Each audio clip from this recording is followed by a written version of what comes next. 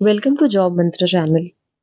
तो आज हमारी वोकैब की सेकंड क्लास है। आई होप आपने प्रीवियस क्लास रिवाइज किया होगा अच्छे से और आप लोग उसके साथ साथ नोट्स भी बनाते चले, अदरवाइज काफ़ी बर्डन हो जाएगा एक साथ। और ये क्लासेस आपकी ऑल्टरनेट डेज पे आया करेंगी। तो हमारा पहला वर्ड है जेस्ट। जेस्ट मतलब क्या होता है?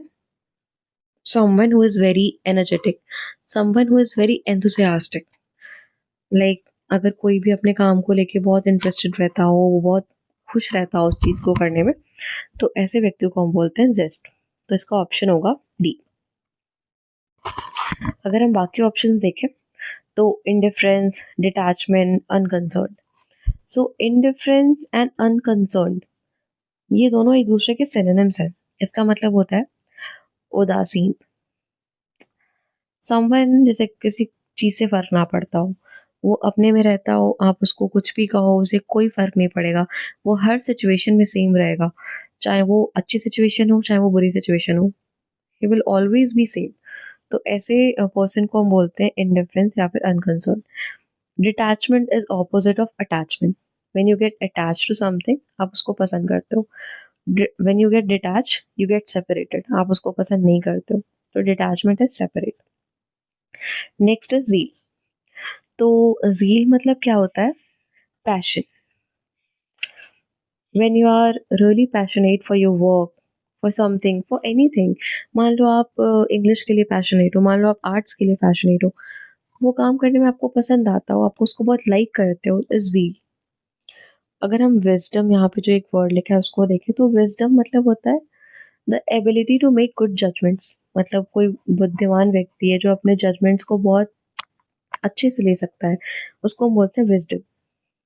नेक्स्ट इज, यहाँ पे जील वर्ड ही दोबारा रिपीट हुआ है, तो हम जील ना करके इम्पैकेबल देखेंगे। इम्पैकेबल मतलब without flaws. Someone something which is very perfect, जिसके अंदर कोई फ्लॉज नहीं है। और अगर हम इसमें पैकेबल देखें, तो पैकेबल मतलब जिसके अंदर कमियां ही कमियां हैं, उसको हम बोलते हैं पैकेबल। और इम लगाएंगे मतलब जिसके अंदर कोई कमी नहीं है। अपैथी। अपैथी जो वर्ड है वो अनकंसर्न का ही एक सिनोनिम है। और यहाँ पे हम देखें फॉरगो, तो फॉरगो मतलब होता है जो किसी चीज़ को डिनाई करे, जो किसी चीज़ को ना करना चाहे, जिस किसी चीज़ को करने के लिए मना करे, उसको हम बोलते हैं फॉरगो। इसका एक बहुत प्यारा वर्ड है जो एग्जाम में बहुत पूछा जाता है, रिलेंक्विश। रिलेंक्विश में मतलब होता है डिनाई करना, मना करना, किसी चीज़ को ना करना इज रिलेंक्विश। ठीक है। Next is jealous. आपने एक वर्ड सुना होगा जेलस, एक है जेलस। इसका प्रोनाउंसिएशन सेम है, लेकिन इस जेलस का मतलब होता है घृणा करना, सॉरी, इसका मतलब होता है ईर्ष्या करना। और इस जेलस का मतलब होता है एंथुसियास्टिक, बहुत एनर्जेटिक। इसका ऑप्शन होगा one. Apathetic is a synonym of unconcerned. Indifferent is also a synonym of unconcerned. Detach. Detach is related to detachment. Next is zigzag. ये है zigzag, मतलब कोई चीज़ स्ट्रेट नहीं है, कर्व है या फिर कुछ और शेप है उसका, बट वो स्ट्रेट नहीं है, मतलब कर्व। नाउ नेक्स्ट कुछ एंटोनिम्स करेंगे। हमारा पहला सेंटेंस है, many people fought to abolish slavery during the civil war। तो यहाँ पे जो वर्ड है वो है टू abolish। टू abolish मतलब खत्म करना। It might be a agreement, contract और समथिंग, किसी भी चीज़ को खत्म करना इज abolish। इसका सिनोनिम होता है टर्मिनेट। तो अगर आप खत्म करने के और वर्ड्स देखोगे तो एब्रोगेट हो गया, नलीफाई हो गया, ये काफ़ी पूछे जाने वाले वर्ड्स हैं एग्जाम्स में। तो कोई चीज़ खत्म करना और कोई चीज़ शुरू करना, स्थापित करना। स्थापित करना मतलब स्टेब्लिश। Next is Abor. ठीक है। अबोर मतलब डिस्गस्ट, हेट्रेड, एबोमिनेशन, मतलब किसी चीज़ को पसंद ना करना, उससे बहुत ज़्यादा घृणा करना इज एबोर। आप इसको ऐसे याद कर लो कि आप भोर में उठना पसंद नहीं करते हो, मतलब अबोर मतलब हेट करना। और हेट करने का उल्टा क्या? लव करना। That is option D, rejoice. When you enjoy something, anything जिसको आप खुशी-खुशी करते हो, आप खुश रहते हो, तो उसको हम बोलते हैं रिजॉइस। डिफेम, किसी को नीचा दिखाना, किसी को नीचे गिराना is defame. Next is analogous. Analogous is a word related to analogy. आपने ये रीज़निंग में पढ़ा होगा। मतलब कोई ऐसी चीज़ जो सिमिलर होती है, जिसको आप कंपेयर कर सकते हो एनालॉगस, और जिसको कंपेयर नहीं कर सकते, जो सिमिलर नहीं होती है, मतलब जो डिसिमिलर होती है, मतलब एंटोनिम होगा इसका। अब हम कुछ इडियम्स करेंगे। तो पहला है एट ऑल कॉस्ट, मतलब किसी भी कीमत पे आपको हाई कोर्ट एग्जाम निकालना ही निकालना है, किसी भी कीमत पे। आप रात दिन मेहनत करो, डे नाइट कुछ भी करो, बट आपको पढ़ना है तो पढ़ना है, मतलब किसी भी कीमत पे। That is option A. Whatever is needed to achieve something will do, whatever is needed will do. Next is my mother ensures every corner of our home is clean and organized before my grandmother arrives. So here clean and organized means कोई भी चीज़ बहुत व्यवस्थित है। इसके और भी होते हैं, जैसे कि एप्पल पाई ऑर्डर, और भी काफ़ी ऑप्शंस होते हैं इसके। लेकिन यहाँ पे इसका आंसर होगा स्पिक एंड स्पैन, मतलब कोई भी चीज़ एकदम परफेक्ट ऑर्डर में है, बहुत ऑर्गेनाइज्ड है। अगर हम इसके बाकी ऑप्शंस की बात करें, तो रूट एंड ब्रांच, तो ये आपका होता है रूट और ये इसके होते हैं ब्रांचेस। मतलब कंप्लीटली कोई भी चीज़ कंप्लीटली है, कोई भी चीज़ थॉरोली करना इज रूट एंड ब्रांच। जैसे आप इंग्लिश कर रहे हो, तो आप उसको एकदम थॉरोली करो, डिटेल करो, कंप्लीट नॉलेज लो, is root and branch. Next is queer, queer fish.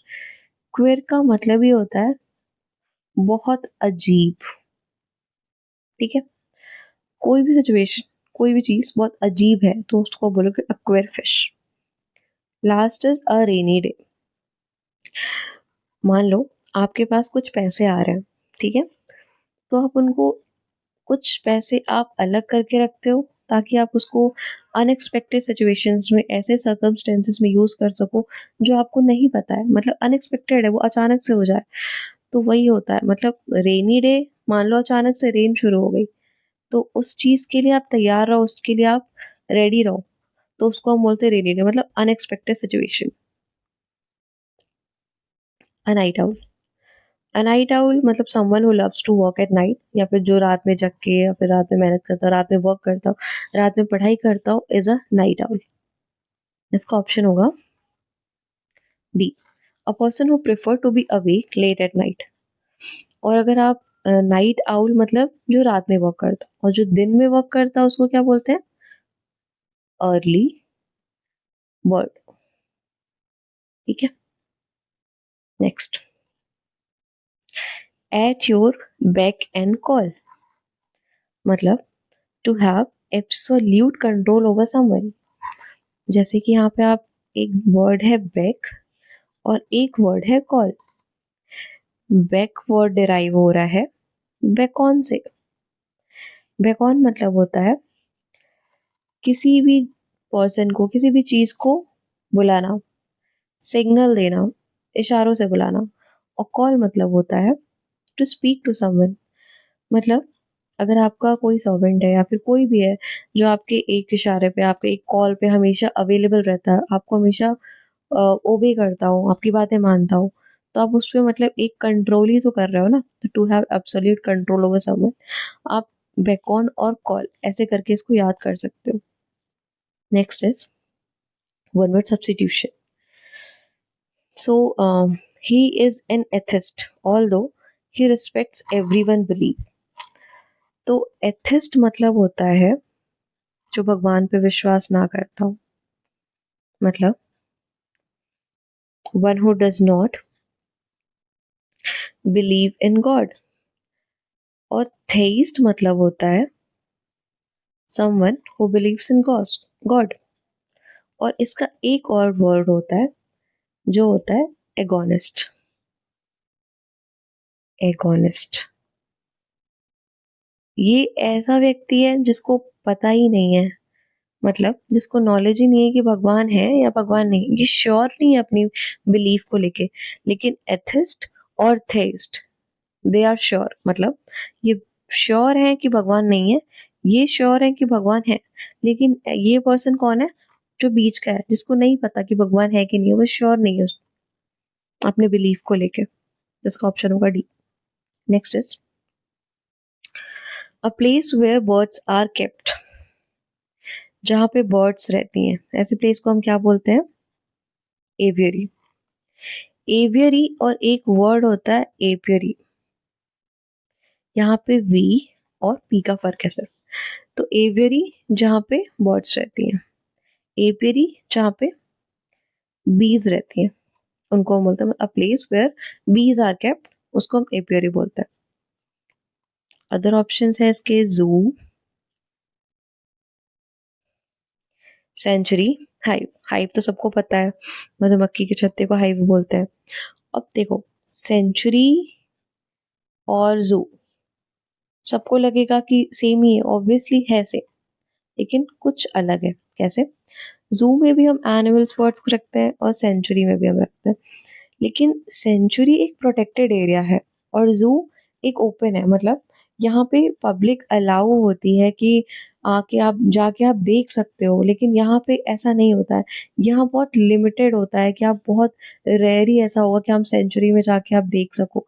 यहाँ पे ओपन ही इसलिए होता है ताकि पब्लिक आके देख सके। तो बस इतना सा फर्क है इसमें। Now 15th is a person appointed by two parties to solve a problem. मतलब मान लो ये दो पर्सन्स है, इनके बीच आर्ग्यूमेंट्स हो रही है, इनके बीच झगड़े हो रहे हैं। तो आप मान लो जा रहे हो और यहाँ पे जाके बोल रहे हो और इन लोग का झगड़ा खत्म कर। मतलब आप क्या हो यहाँ पे? आर्बिट्रेटर हो। मतलब एक ऐसा व्यक्ति जो दो पार्टी के झगड़े को, दो दो पार्टी के प्रॉब्लम्स को सुलझाता है, उसको हम बोलते हैं आर्बिट्रेटर। मतलब ऑप्शन डी। अब ज्यूरी क्या होता है? ज्यूरी मतलब कुछ लोगों का समूह। मान लो कोई कोर्ट में जजमेंट देनी है, तो कोर्ट के कुछ पर्टिकुलर जो जजेस होंगे उनको हम अपॉइंट करेंगे और वो उस चीज़ पे जजमेंट देंगे। तो किसी भी लोगों का समूह किसी भी चीज़ को, कोर्ट के मामले या फिर अदर मैटर्स को सॉल्व करने के लिए जो ग्रुप बनता है, उसको हम बोलते हैं ज्यूरी। एडवोकेट। एडवोकेट एक प्रोफेशन भी है और एडवोकेट का मतलब सपोर्ट करना भी होता है। ठीक है। Next is some misspelled words. तो एपोजिट, यहाँ पे हमें एपोजिट बताना है कि एपोजिट की सही स्पेलिंग क्या है। तो इसका ऑप्शन होगा ये। अब आपने ये वर्ड सुना होगा ऑपोजिट, और यहाँ है एपोजिट। काफी सेम लग रहा है। फर्क क्या है? ये सबको पता है। ऑपोजिट क्या होता है? एपोजिट क्या होता है? एपोजिट मतलब होता है समथिंग जो एप्रोप्रिएट हो, जो सुटेबल हो, उसको हम बोलते हैं एप्रोप्रिएट। तो इसका ये स्पेलिंग सही होगा। नेक्स्ट इज अनकन्वेंशनल, ऑल्ट्रुइस्टिक, एथिकल और अनसेवरी। तो यहाँ पे ये गलत है, इसकी स्पेलिंग होगी ये इसकी सही स्पेलिंग होगी। अब इसका मतलब क्या होता है? तो ऑल्ट्रुइस्टिक मतलब होता है बहुत बेनिवोलेंट, मतलब उदार। ऐसा पर्सन जो बहुत दूसरों के बारे में सोचता हो, बहुत काइंड हो, वो अपने बारे में ना सोच के पहले दूसरों के बारे में सोचता हो, उसको हम बोलते हैं ऑल्ट्रुइस्टिक। मतलब मान लो ऐसे याद कर लो, ऑल ट्रू, मतलब he just think about true things, मतलब अच्छी चीजों के बारे में सोचता है, लोगों के बारे में सोचता है, सेल्फिश नहीं है वो, सेल्फिश नहीं है। ठीक है। Now next is unsavory. Unsavory क्या होता है? अनप्लीजेंट। अनप्लीजेंट चीजों को हम बोलते हैं अनसेवरी। अनकन्वेंशनल। अब देखो एक वर्ड है कन्वेंशनल। तो कन्वेंशनल क्या है? कोई भी बिलीफ, कोई भी सिस्टम जो चला आ रहा है, चला आ रहा है, चला आ रहा है सालों से, जिस पे आप बिलीव करते हो, जो चीज़ बहुत रेगुलरली होती जा रही है। अनकन्वेंशनल जो रेगुलर नहीं होती है, जो बहुत कॉमन नहीं है, उसको हम बोलते हैं unconventional. Now next is abbreviation. तो एब्रिविएशन की कौन सी स्पेलिंग सही होगी? ये वाली, ऑप्शन सी। एब्रिविएशन मतलब क्या होता है? शॉर्टेंड फॉर्म किसी भी वर्ड या फ्रेज का। जैसे आप एग्जाम्पल लिखते हो, लेकिन इसको शॉर्ट में कैसे लिखते हो? ऐसे। तो ये क्या हुआ? इसका शॉर्टेंड फॉर्म, मतलब इसका एब्रिविएशन हुआ। ठीक है, option C. 19th, architecture. Architecture की स्पेलिंग क्या होगी? Option B, architecture. Our last question is, I doubt that these lifts can accommodate 100 people. मतलब उसको डाउट था कि ये जो लिफ्ट है वो 100 लोगों को संभाल पाएगी, एकोमोडेट कर पाएगी। तो ये वर्ड्स काफ़ी पूछे जाते हैं, क्योंकि इसमें ऐसा एरर देगा, या तो सी एक कर देगा या तो एम एक कर देगा। बट यहाँ पे सी भी 2 आता है और एम भी 2 आता है। तो इसका आंसर क्या होगा? फर्स्ट ऑप्शन इसमें देखिए, इसमें डबल सी डबल एम है, इसमें टी 2 कर दिया है, इसमें क्या है? एक एम है, इसमें क्या है? एक सी है, एक एम है, तो इसका आंसर होगा ए। तो आज के लिए बस इतना ही। I hope you like the class. Thank you.